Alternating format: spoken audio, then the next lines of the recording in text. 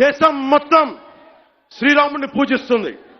కానీ శ్రీరాముడిని పాదరక్షలతో కొట్టి ఊరేగింప తీసుకెళ్తే చూస్తూ ఊరుకుంటాం, గదుల్లో కూర్చొని ఏడుస్తాం. రాముడి విగ్రహం తల నరికేస్తే రామతీర్థంలో లోపల తిట్టుకుంటాం. ఎందుకంటే ఎవరైనా వింటే కూడా మన మతాన్మోదులు అనుకుంటారనే భయం.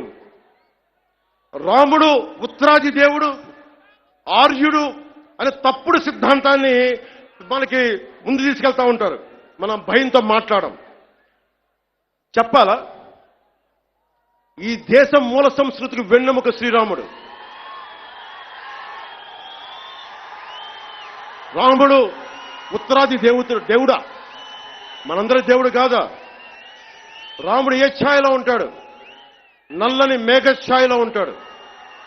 కృష్ణుడు నల్లని మేఘ ఛాయలో ఉంటాడు. కాళికాదేవి నల్లని ఛాయలో ఉంటుంది.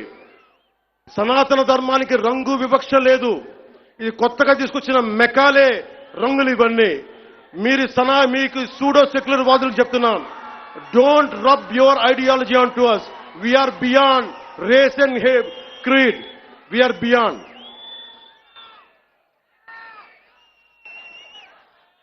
இங்க நிறைய தமிழ் பேருக்கு இருக்காங்களா? தமிழ்ல சொல்றேன்.